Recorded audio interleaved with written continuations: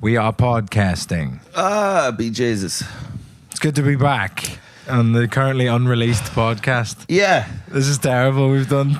Well, this is the third episode. And we're doing a Patreon, so it's like the 5th hour. But we're trying to do it right.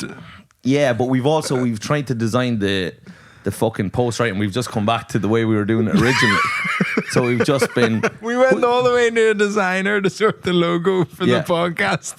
And then he gave us a bunch of options. We gave some feedback, and he basically sent us what we'd made Yeah, ourselves. we made ourselves at the start. But honestly, the first one we made, I was like, that's good.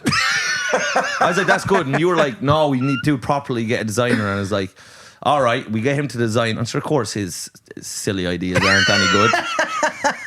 He's not into podcasting. He's just this bright fucking, snazzy thing, which of course they feel they'd have to do because we're paying him. This is the same thing with... Even though I wrote the words lo-fi about 6,000 times in the email I sent them. Yeah, but he doesn't know what that is. He thinks that's like Star Trek or something. You know what I mean? Yeah. Absolutely. That's what went through his. I said lo-fi and his brain went pew pew pew Yeah, pew pew, pew, pew, pew, pew pew. He probably is a nerd as well, is he? Yeah. Who am I to talk though? Yeah. I like anytime I call someone a dork, I just feel absolutely ridiculous. Yeah, I suppose I don't think I You've am. more license to call people dorks than I do, I think. Well, I probably do in reality, but then because the reality is that I can do it, I probably shouldn't do it, you know? With great power comes yeah. great responsibility. That's right, yeah. That's what you would calling people dorks.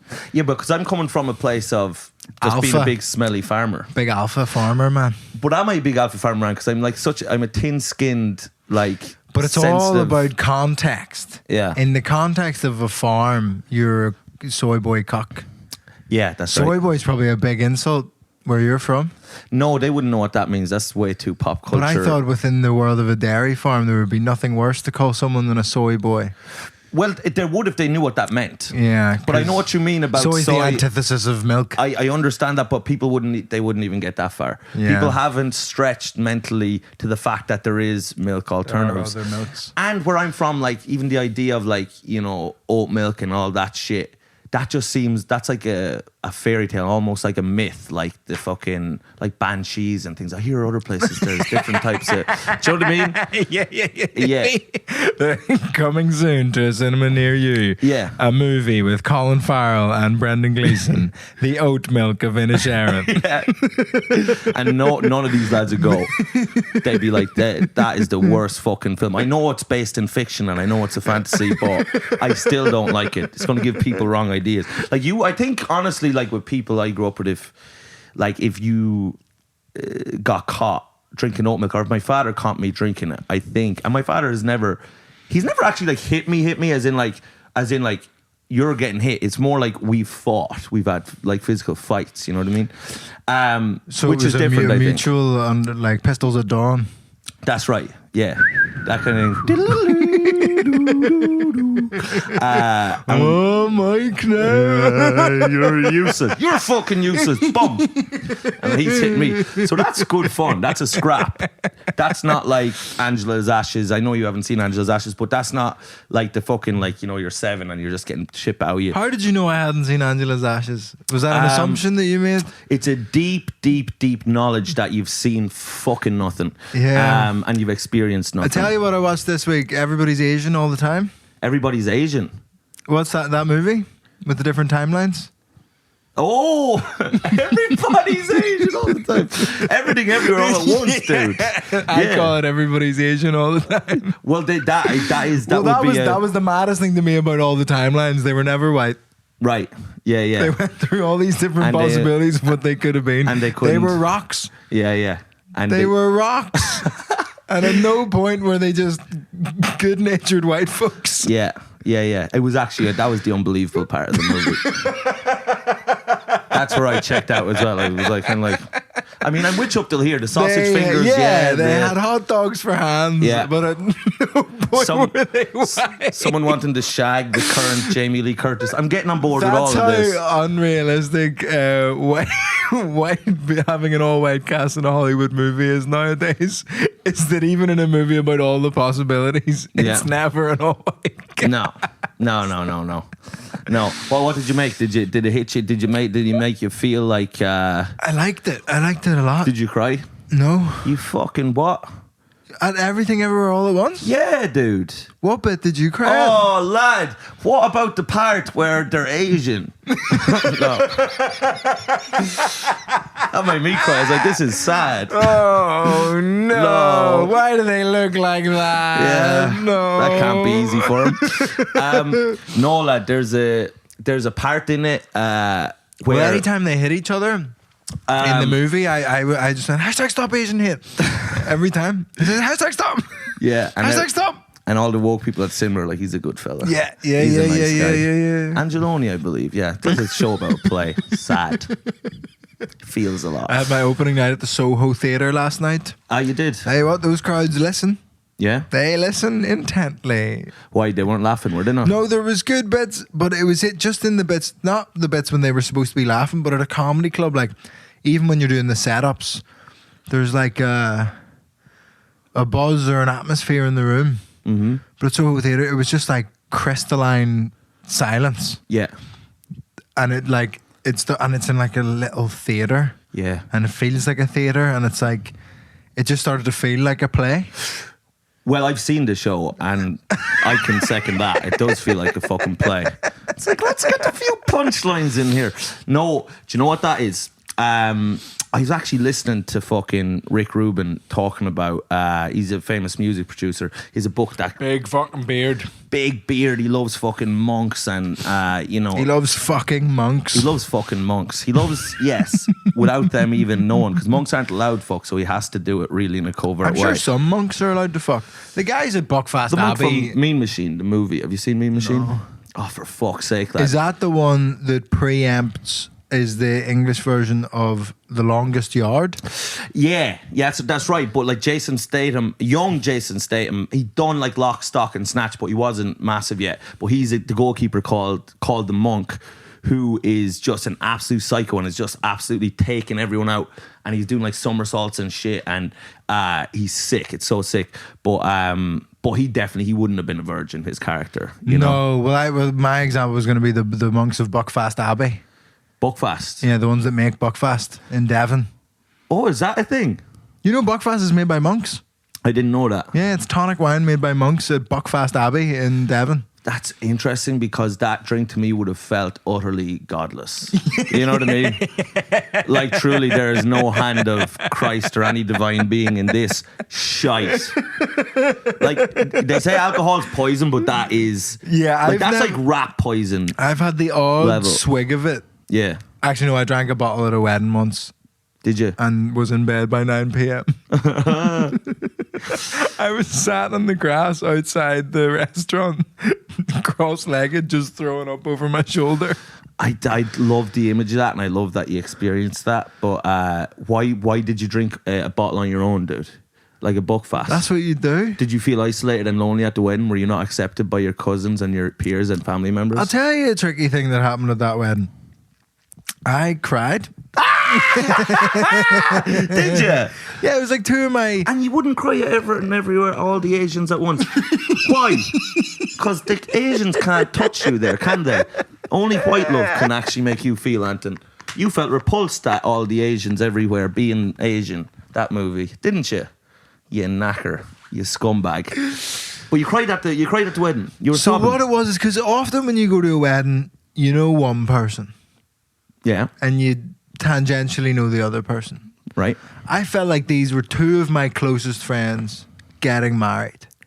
And I just thought... You were it was- friends? Oh, Wait. Stop it. I'm sorry. These playground power dynamics you're trying to bring into this podcast.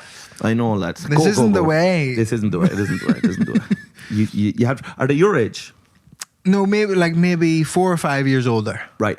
How are you friends? Azzy, the fella, was the manager of the bar I worked in when I was at uni. Used to manage the SU bar. And Taylor used to do security there. So I knew both of them really well. I was one of the supervisors at the bar. The lady doing We would all security? work together. Yeah. She's got a black belt in karate. Really? Yeah. Cool. It's very small, but she'd kill you. Yeah. Kill you till you're dead. And then...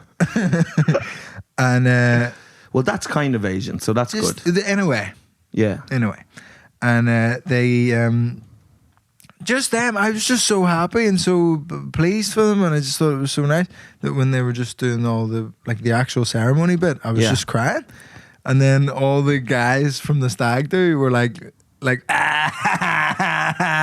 fucking crying. And what's mad is the best man was making fun of me for crying, but on the stag do he shit himself. He shit himself. Yeah, that's a worse substance to come out involuntarily. But there was, while I was crying and people were making fun of me, I was like, people made fun of him less for shitting himself. Do you think? Well, you would, because shitting yourself is a bit like legend. He went so hard he shit himself. Whereas I suppose tears are like, that is the shit of the face. You kind of like face shitted yourself in a way, and it's like, and people aren't comfortable with it, and they see you do it.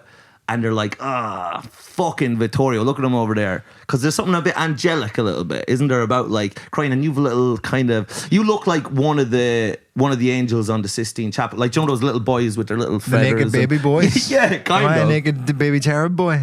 A little bit. Yeah. So then when you're crying and they look over and that'll stir something inside them they probably didn't like. Yeah, I mean, do you think they could have been aroused? Because I think that there is a bit of like, that makes me feel fuck, and then fuck you. You know? Yeah, very potentially. What I also remember from that wedding is, it was in Watford. Yeah. And I had to get on the train to go there. And I was on the train and I saw this couple get on. And she was dressed very nice and he had a suit carrier. And we were going to this very specific... And I thought, there's a likelihood they're going to the wedding as well. Right. Do you know what I mean? Just on the same train at the same time with a suit carrier. I just thought whatever. And then they sat further down the carriage from me. And I overheard them talking. Eves, I had listened. Yeah. It wasn't an accident. I was like, up against the seat. Louder. Louder, please. Yeah. And they were talking, and they were talking about the wedding they were going to. And I was like, they must be going to the same wedding. And then the guy said, have you seen who's sitting at your table? And he says to your one. Yeah. Right. And then she was like, no, I hadn't looked at mine yet, because the list had been sent out of who was at what table. And he goes, there's this guy at my table, his name's like Angelo Valentino or something. And I was sat on the train going, that's gotta be me. Yeah. That's gotta be unless there's an Angelo Valentino at this wedding, which would be remarkable. Yeah. That's gotta be me. And then the woman said these words. She said, that's one of those names where it sounds like he's going to be hot, but I bet he isn't. Right. And I lodged that deep in my soul. Yeah. I was like, okay, let's just made a note of that. And then get to the wedding. I've been talking to a few people I knew, and I said about this train thing, and they were like, oh my God, have you spotted them? And I was like, no, not yet. And then I had my buck fast and I was pretty drunk, but this was before the throwing up outside thing. And I was very drunk, and I spotted the girl who said it. Yeah, I just marched up there. Marched? I was like, I think we were on the same train carriage today. She was like, what? I was like, you said that Angelo Valentino was one of those names where it sounds like, and I did it all on my Instagram story. Yeah. Oh, you went up with a camera, you little psychopath, you little content hungry, fucking insane person, full of buckfast. Yeah, and I just said, you made fun of me. Full of buckfast and spite. Like TMZ going up trying to out this poor young woman. Because your name is stupid. It is a dumb name. It's a great, and it does sound like you're going to be very hot. But to be fair now, you're not. You don't look like a melted candle. She probably took it back. Did she? Yes. What'd she say? Yeah, she was mortified. Right. And I was too steaming to really deal with it properly. Imagine you listening in next door. You're such a little nosy bollocks, taking your earphones out. No, you never take them out. You just pause the music. Ah, right. Yeah. Oh, that's a good idea. Yeah. When I want to eavesdrop, I just pause the music and keep the headphones in. That's a good idea, lad. But so you drank a full... Sorry, music. The Joe Rogan experience. The Joe Rogan experience, yeah. So you drank the bottle on your own, bottle of Bucky, by yourself. So that's the only time I've ever drank Buckfast. Yeah. And I don't like it very much. Were you sad? Were you sad at the wedding? Did lads slagging you off for crying? Did that make you feel like less of a man and less of an adult and less of a person all over? No, I don't think so. I think I felt all right about the whole thing. You shouldn't have. You should have felt bad. Have you ever cried at a wedding? No, I haven't. I've heard of That's people my doing next it. Edinburgh show. I went to a wedding and I cried. And I was in a train carriage before the wedding. And I overheard people say very mean things about me. And I confronted them under the influence of alcohol. Which is what you probably do. And then everyone, oh yeah, let's give him an award for that. Trash. No, I haven't. But I've had a couple of weddings this year, and they have been good crack. I will say it's better when it's your friends. If it's your friend's wedding, that's great. My problem with weddings, I think after I've eaten everything, I'm just like fucked, you know. After I've actually learned to. You get sleepy after the food? Yeah, man, I'm just like a boiled shite. Like I'm just like, ugh. And then the dancing, I don't want to dance. You always end up dancing with an old lady.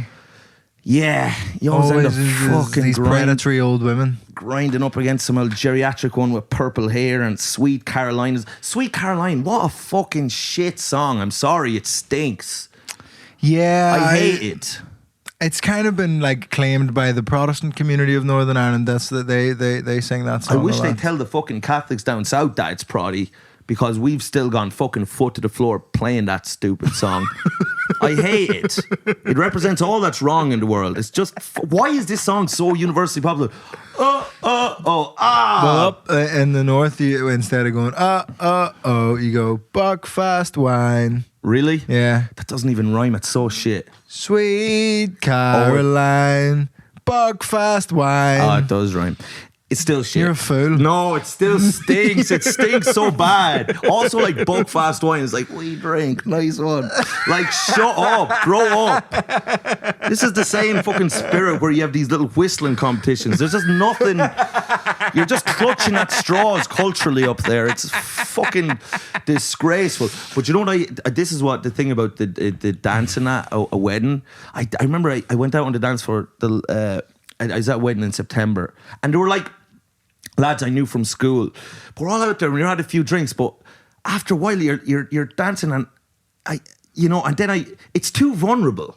It's like I'm moving my kind of like I'm like shaking my hips, and I'm doing like little things like this, and then I make eye contact with like Padraig O'Reilly, who used to play on the same hurling team as me, and he makes his eye contact with me, and he's shaking his hips, and then we just both kind of look at each other and go, and you just sit down. And we go and sit down, and we never talk to each other for the rest of our lives. Dancing is you're horrific. Shaking your arse. It's dancing's horrific. I can't it's so rare that I rid myself of. I have to be really drunk. Yeah.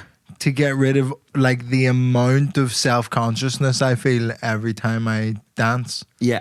I don't think men should dance. Do you know?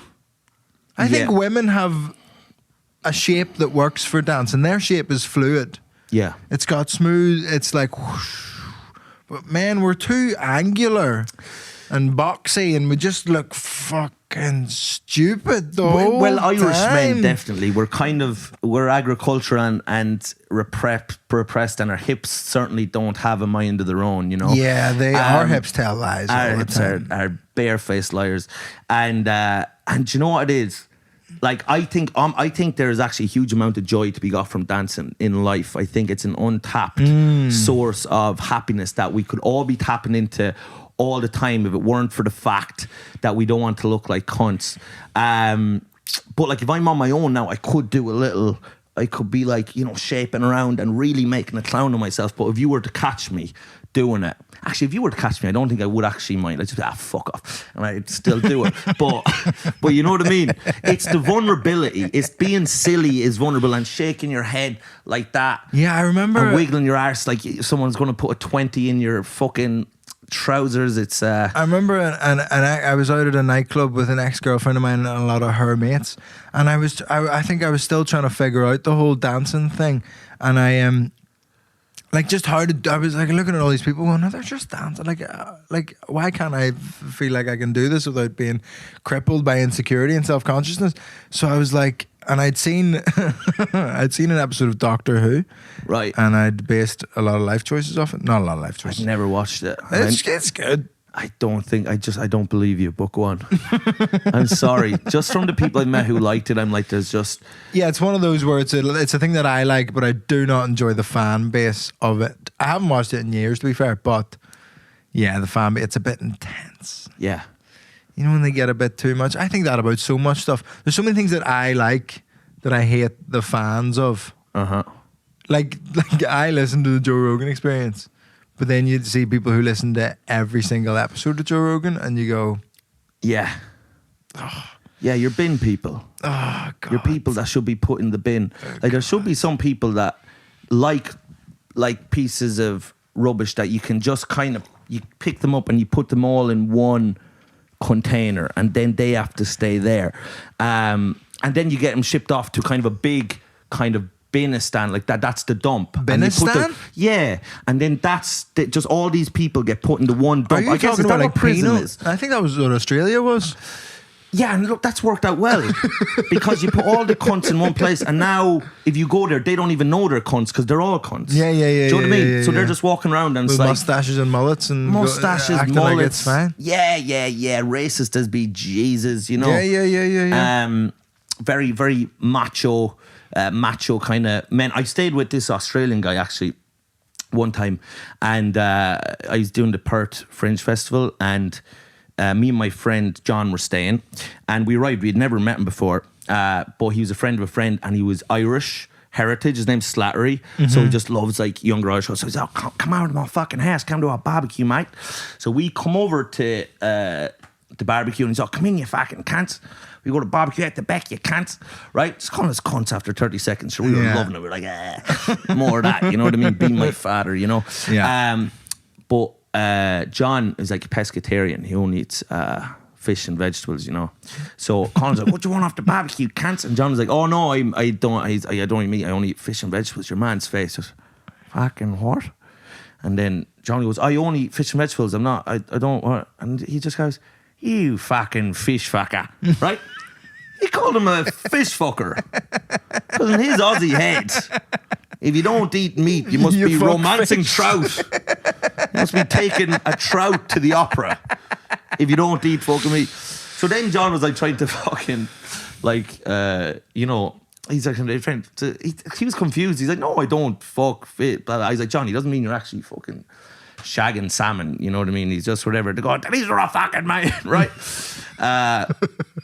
And we were out there, but then, and he's like, what do you want? My guy's like, steak. I love steak. So I'm a man. Spat in my friend's face. I couldn't have like just thrown him. I was like, what? This guy's gay. Loser.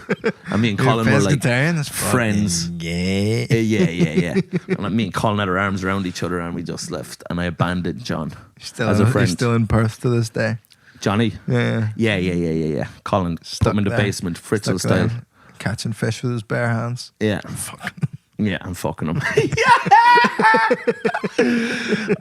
He was right all along. Huh? The fella was right all along. 100%. He's been defiling fucking fish.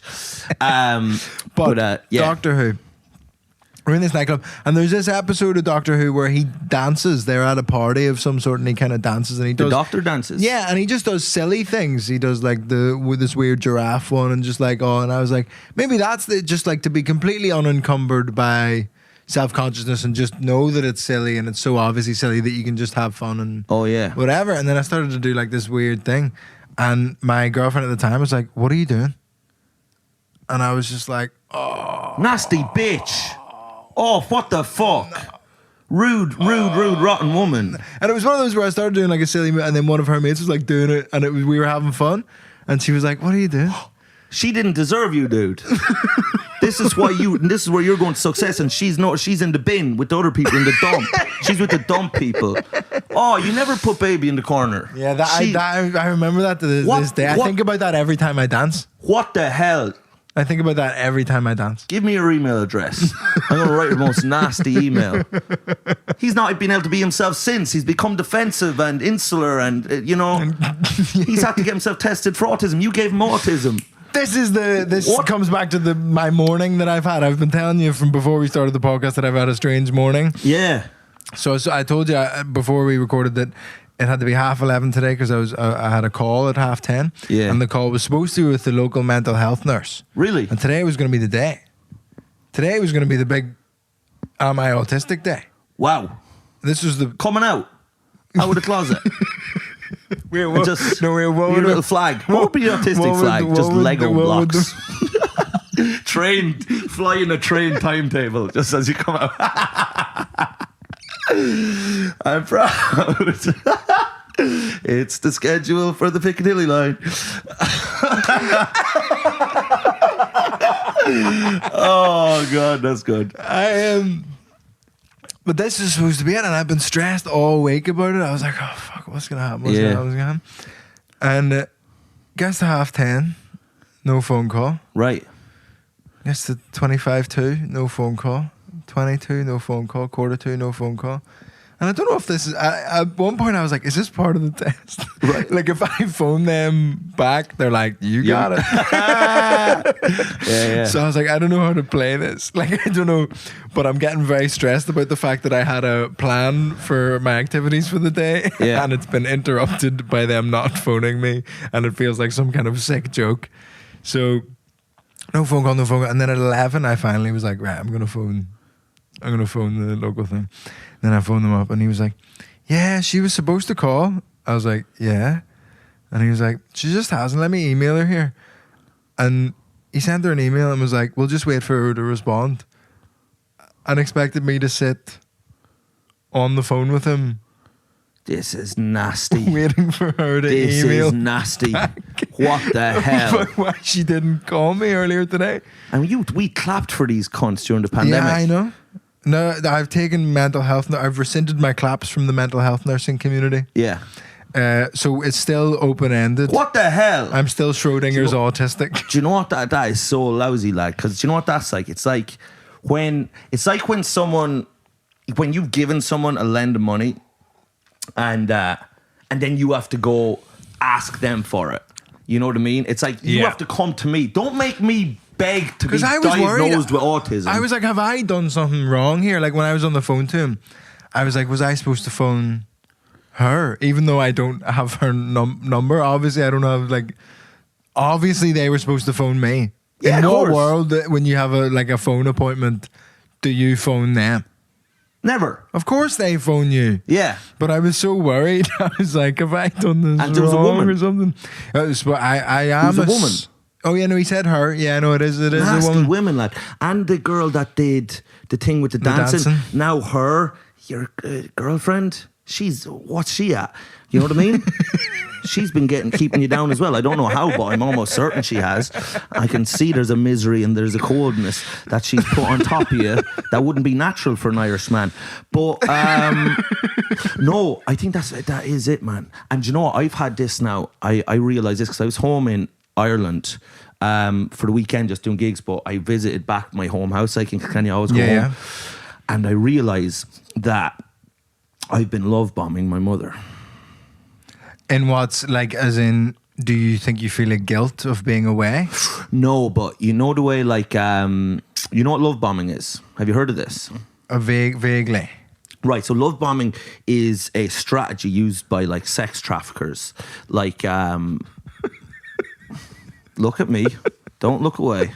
It's a strategy used by sex traffickers and Michael Rice Jr.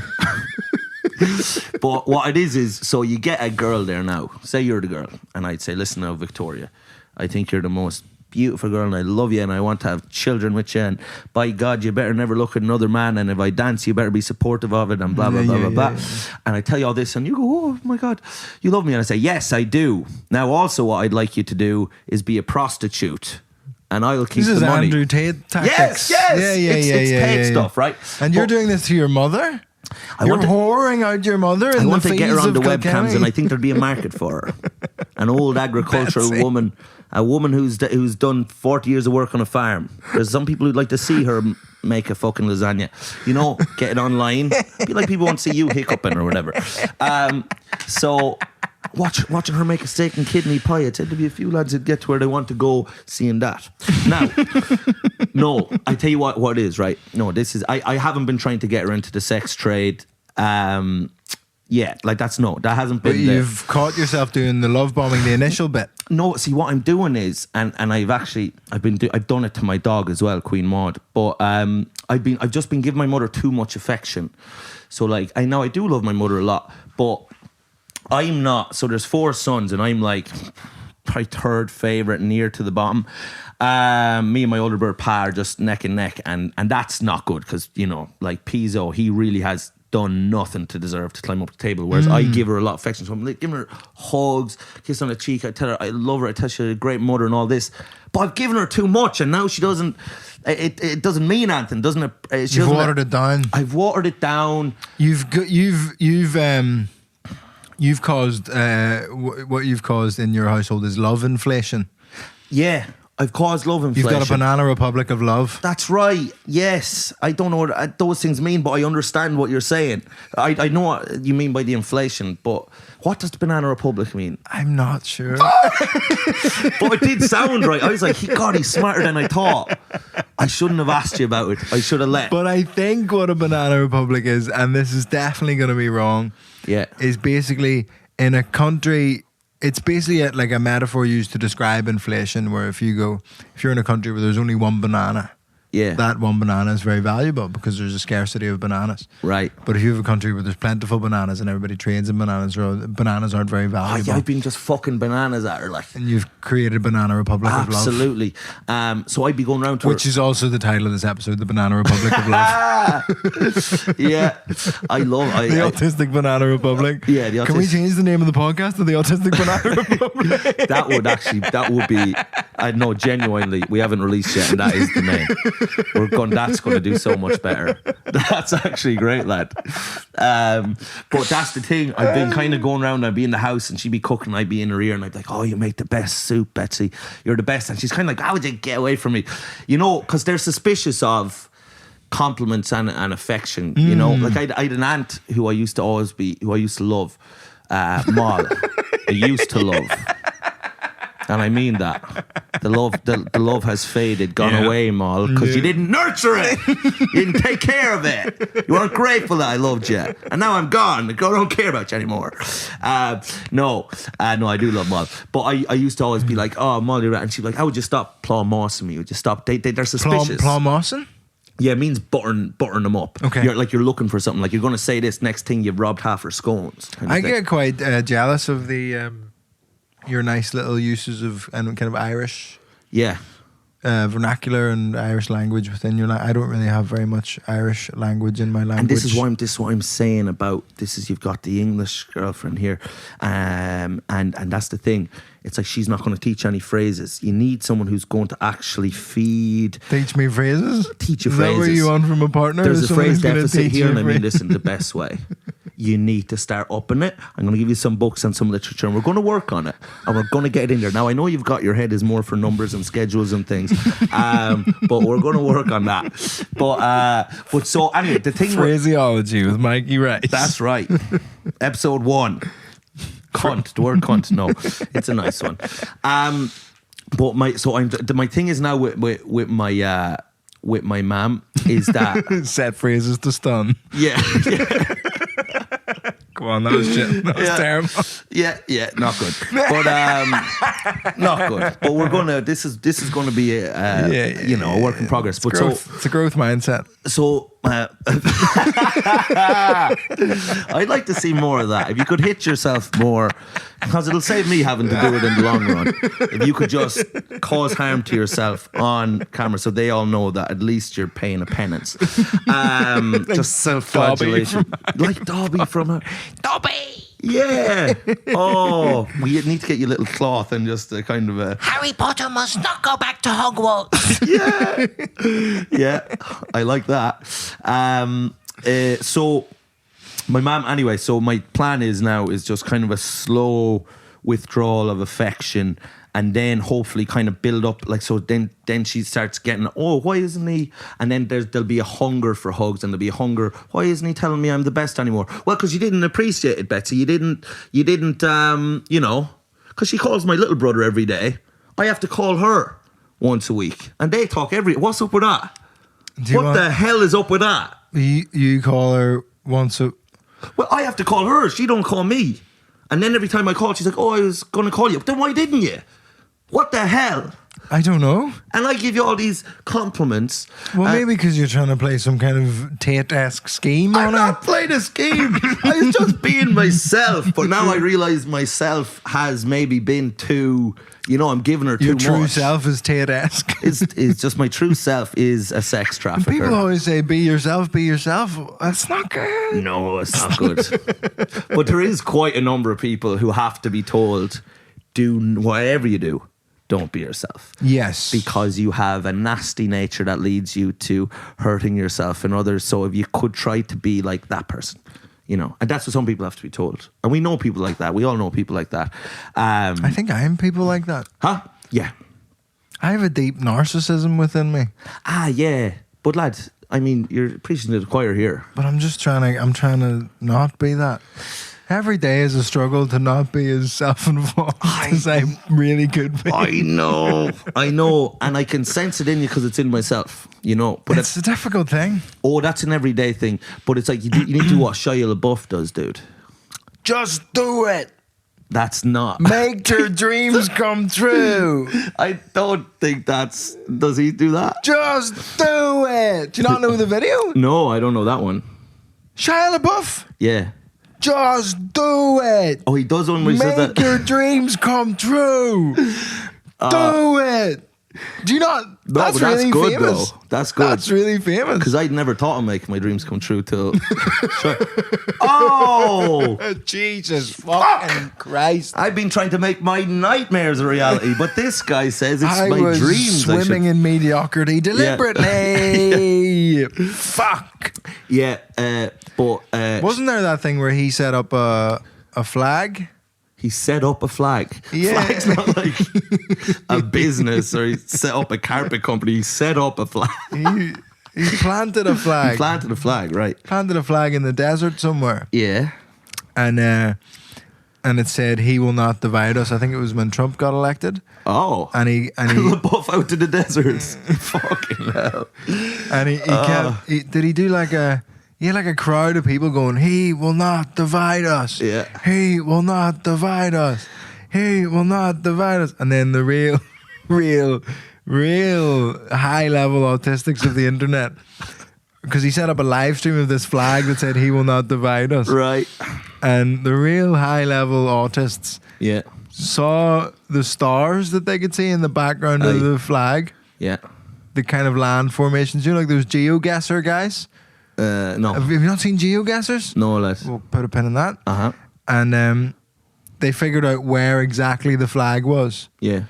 And they drove there, walked up to the camera and went, "Fuck Shia LaBeouf," and pulled the flag down. Did they? They did LaBeouf dirty, man. But I mean, the Geoguesser people, Yeah. this is real. These might be the most autistic people. So Yeah. they flash up a random image from Google Street View. Yeah. So go, and sometimes it's for 0.1 of a second. I've seen guys go, and then they just go, "Okay, that's probably," and then they just go and they drop a pin in the map, Right. on Google Maps, and there's a game. It's called Geoguesser, Uh-huh. where it flashes up, and you can set the parameters of how long the picture it flashes up for, if you can look around within the Street View or whatever. But they nail it. Oh, yeah? Like sometimes they get it exactly on. Like they're always in the right country, and they just click through and go, "Yep, that'll do. Cool.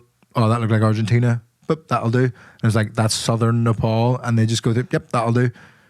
It's To what end? that. No, they make viral TikTok videos. They stink. Get a job in a petrol station. Help someone fill their car with petrol. You're wasting everyone's time. What's a useful way to be able to identify where a country is from like just and you know where you are? Is there some use for that? No. Are you sure? I don't want to even think about it. I don't want to give these guys this much fucking air. There's got to be something. They're brilliant. But That's a talent. That's not a talent. No, that's lads wasting time and kind of tricking us all and think, oh, this is a good thing to be doing. Everything, and no, Hey, Mike, cows need to be milked. Mike, we're doing a podcast. What? Mike, we're doing a podcast. So That's exactly what we're doing. no. This is an exploration of this human soul, psyche, and spirit. We've got a would-be artist here. Yeah, a would-be artist who's Fingers crossed on the and we're trying to autism. get to the, Do you think we could get Arts Council funding for the podcast if I have autism? Absolutely. Show them one look at you and they'll throw money at us. They'll be like, we need him fixed. There's some audience members and some people who, when I say I'm waiting on a diagnosis for autism, they do go, you don't really need it. Huh? You've got it. Yeah, I said that from the start. I said, save you the time, save you the money. I think the funniest example of someone coming out, I still want to circle back to what is a funny way to say coming out of the closet, but for autism. Coming out of the carriage, vestibule, something to do with trains, maybe. Coming out of I like vestibule, I like how that sounds in my coming ear. out of the vestibule. Yeah, that's nice. No one will know what it means, but with that, they don't need to know what it means. It's provocative, gets the people going. Can't sing that anymore. Huh? Could never sing that, but can't sing that anymore because now it's bad for the Jews. Yeah. No, I'm still heavily into Kanye. I've got more into him now, and I'm trying to find little anti-Semitic undertones. I'm like, For all of them. Little tricks. I mean, Gold Digger. Right. I'm not even going to comment on that. You've done yourself here, and I disagree with what you've said. Nasty, nasty man. Oh, but back to take my money. when I'm a Jew. No, and that will be cut. The clip that the one clip that went massive on TikTok from this. Yeah. It's people just getting angry about us calling us anti-Semitic for talking about Kanye. That's right. And we're just doubling down. And we're on doubling down. Oh no, this is the career over. But it'll be funny, especially because you're on such a rise career-wise. It'll be funny for me to be involved in just the complete. I gotta get my name on that dotted line before this episode comes out. 100%. And then just be dabbing around like you can't touch me. And Avalon, your agency, are just going to be like, no. Why did we sign this little bollocks? Freak.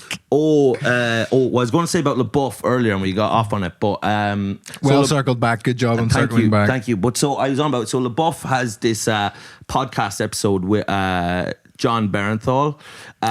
This is the really vulnerable one. I've seen clips of it, but it's the best podcast that's ever been made, and it's not only the best podcast, it's the best piece of media. I'm talking music, movies, anything you can think of. This is the best thing that has ever been released. Lad, it's like, it's both the most ridiculous, stupid, insane thing of all time, and then also I cried. It was like Interstellar, because I thought like Interstellar was so dumb at times. Like, it's like there's like this part like in Interstellar, like it's Christopher Nolan's dialogue tends to be like terrible, but the action sequences and the concepts of it are so brilliant. But then there'll be like in Interstellar, Matthew McConaughey's character just stumbles upon this fucking this like science lab to where he used to work as a pilot. And of course Michael Caine, because he's in every one of these movies, like just as soon as he stumbles in, he just finds it, and next thing Caine's giving him a tour of the place. And then like they're talking about this mission to space where they have to go back in time 50,000 years and then come forward 1,000,000 years. And then McConaughey's just like, he's like dark, but he's like, can this be done? And then like Michael Caine's character goes, well, you should know, Cooper, you're the best pilot we've ever had, you know? And you're like, of course he was. He was the best one ever, was he? How can you even think of getting away with this dialogue? But Shia LaBeouf on this thing. So it's Barenthal and him, right? Because the clips I've seen, it just looks so overly sincere. It's like Christian Bale's Batman talking to Christian Bale's Batman. That level of seriousness. But they both, it's like they're a mixture between Mexican gang members and like Navy SEALs. So they kind of like, they look at each other and they hunch over, and like Barenthal talks like this. But the way Barenthal asks questions, because he's an actor, but he's also like masculine, and it's like masculine vulnerability. So he'll say things like, he asks questions in an absolutely nuts way, and then LaBeouf answers them in an absolutely nuts way. So like Bernthal, at one point, he goes, listen, he's like, before we go any further, he's like, I have to ask you about your child, bro. I have to ask you about your child. Then he goes, bro, I have to ask you about your baby. And then he goes, yo, bro, how's your baby, bro? Like, he takes 3 questions as one, and in my heart I just like, please let the baby be dead, because it would be so fun. It's like, he's actually dead, John. Complications. He's like, bro, let me ask you about his death, bro. But like it's so good. But also, I do love when somebody asks a really like thoughtful and kind question, but the answer you have to give them is awful. Yeah. Like, I remember as comedian Catherine Bohart, and I was talking to her in and around the time my auntie was very unwell. Yeah. And she was just there like the day, and she caught me in like the midst of it, and she was like, how are you? And I was like, oh, bad, this is happening, blah, blah, blah, blah. And then like 3 months later, we bumped into each other in the Edinburgh Fringe, and really, in a really nice way, she was like, oh my God, like, how's your auntie? And I was like, dead. And I just started laughing because I was like, it's so bad because that's the only answer I could give you. Yeah, yeah. And you'd set it up in such a, yeah, can I help way? And I was like, no. Here's a reward. Here's a reward for your inquisitive. This is what you get for being considered there, Catherine. Eat that pile of dog shit and fuck off. Dead, no longer with us, never will be dead. I don't believe in the afterlife, so she's just, food for the worms. Anyway, I'm going to do my sold out show. See you later, love. And then you did a little only dab. Anyway, I might have autism, so I didn't deal with that well, so then you just run off. Waddle off. A girl gave me shit for dancing once, so my only way of dancing is to walk in a hippie way. See ya. A little hippie walk off. But it is, that's the funny thing about the question. So Barenthal, sorry, yes, go on. Yeah. But so instead of like asking, so like he won't just ask like, oh, and how was that? Like, or like, oh, and what happened then? So he has to say it in like kind of a deep man way. So he'll say things like, LaBeouf was coming out with nut stuff, by the way. Like, of course. Like LaBeouf was coming out with like, he's like, I was in a place, dog. We was like, the girl I lost my virginity to, I held a knife to her throat, and I was like, "Why? Why do you love me?" And then Bernthal will just go and he, instead of just being like, what's the story of that? He'll just go, okay, and give voice to why. Give voice to why. So everything's about like giving voice to. Voice. Oh, they've just done too many acting classes. Oh, but this is the thing about those masculine actory types. Anytime you look at those like hard men of stage and screen, you're like, you're not hard. You're an actor. Yeah. And therefore, you're gay. Yeah. Like, do you know what I mean? Like, they're all like, I'm the tough guy. Yeah, but it's this thing about context. And I never really finished that thought earlier, where it's like, in the context of the farm, you're not tough and you're not an alpha. But then you move to like Dublin or London, and amongst the comedy scene, amongst all these fucking nerds, it's like, yeah, you are tough. That's right. And then like when I was playing rugby back in Belfast, in this like very working class area, East Belfast, I was the like dweeb. Yeah. But then in the context of like my basketball team, I was like one of the bigger people, because basketball players are much dweebier than in Belfast. And then you move to music college in London. You're fucking one of the Cray twins. I'm the exact absolutely. like it's that. You're Tyson Fury. So in the context of Hollywood, these guys are like, we're the butch guys. But if you took them to like an oil rig in the south of America, they'd be getting called homophobic slurs every day. Oh, they'd be used. LaBeouf would be used as a cum rag. You know what I mean?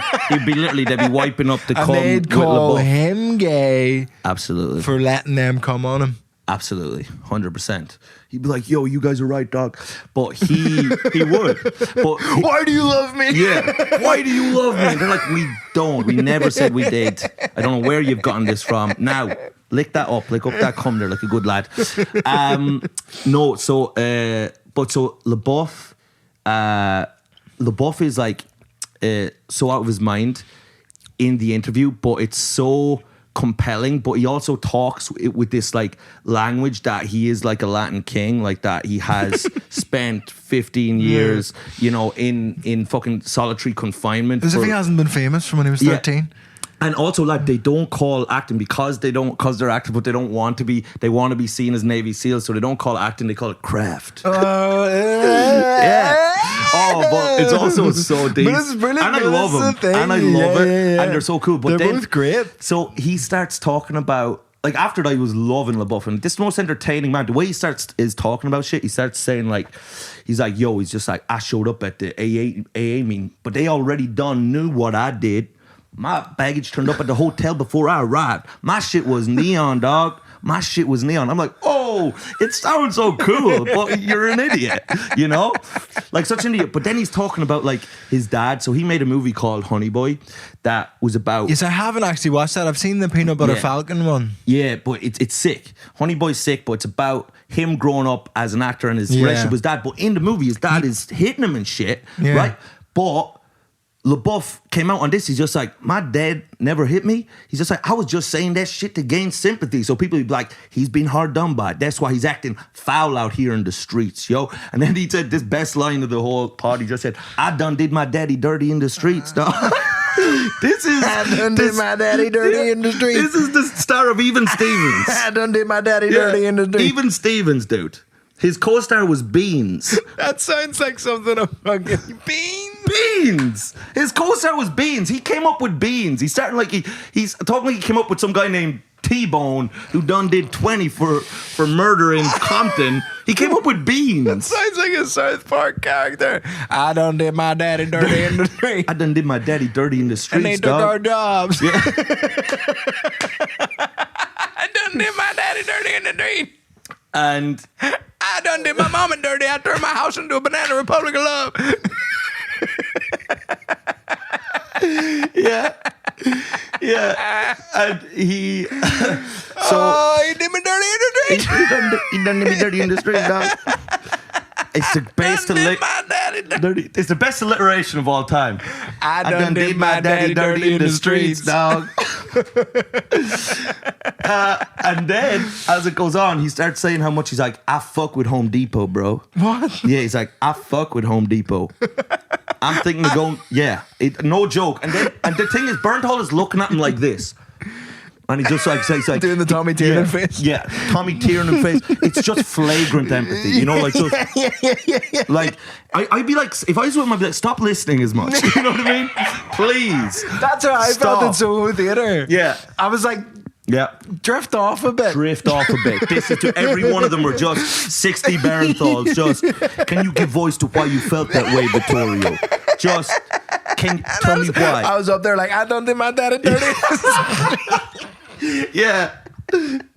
That's the whole show. Oh, But fuck. he wants to work at, that's his new thing. He's like, I fuck with Home Depot. He's like, I want to be of service. Because this comes round to earlier when we were talking about like the narcissism thing, right? And you're like, you have a deep narcissism. I know I have to keep an eye on my narcissism all the time because you're like, just this industry breeds it into us. But and makes us think about ourselves, and it's kind of rotten, and it's also unnourishing and doesn't feel good to just fucking be thinking about yourself. And it's like, right, try to do something. I want to take my mother to the opera. I'll go back to that, but that's more love bombing on my mother. I can't do it. But Shia says that's his whole thing, because he was like, I was a deep narcissist, bro, and my shit was foul out here in the streets, you know. I done put my hands on a woman, bro. He did. And then Bernthal's like, I can't fuck with that, getting your hands on a woman. And it's like, God, Bernthal, that's big of you to say that. Oh, you're not pro wife beating, John? Pretty good. Good, we cleared that up, you flute. But I don't beat my wifey in the street. Yeah. I didn't undo my wife and dirty in the streets, dog. Come on, lads, the grammar. But so I don't want to be a Grammy Nazi here, Shia. But listen, I you're don't all want over to be the a place. grammar Nazi. Yeah. Normal Nazi. Yeah, normal Nazi. Certainly there's more depths to that. We've got to cut a lot of this out. But Never. But Shia's thing was, but he's just like, now he's just like, I don't think, about my career or getting back into ego or looking for wiggle room. He's always thinking about wiggle room. But he's just like, now I just think, what have I did today to help somebody, dude? How have I been of service? My old aspirations was to be happy, but my new aspiration is, how can I be of service? And that's me washing dishes for my wife. That's me being of service, because I'm going to spend the rest of my life making it up to her. And he's like, but if I start getting into a shame spiral, he's like, I'm not washing the dishes anymore. I'm alone in my haiku room. And I was like, the funny thing about that is like, you have a haiku room. He has a haiku room. Of course he does. It's so Hollywood. Like, I just want to be of service to people. I'm going to go to my haiku room, and then later we'll go to the Limerick Lounge and the fucking the Poetry Pavilion. And I have different rooms in my house for different forms of poetry, of self-expression, spoken word art. And I just want to be of service. Hey, do you want to, there's loads of homeless people where you live. Do you want to help them out? I've been feeding them haikus. I'm going to go think about that in my... I'm going to feed you 6 stanzas. I can see you're in hungry. my fucking short story shed. Short story shed. Oh fuck! So you're delighted with that one, boy. You got that at the end, boy. Your brain you were like, give it to me. The funny short story said, yes, thank you, brain. You gave me the answer at the end of that. That was beautiful.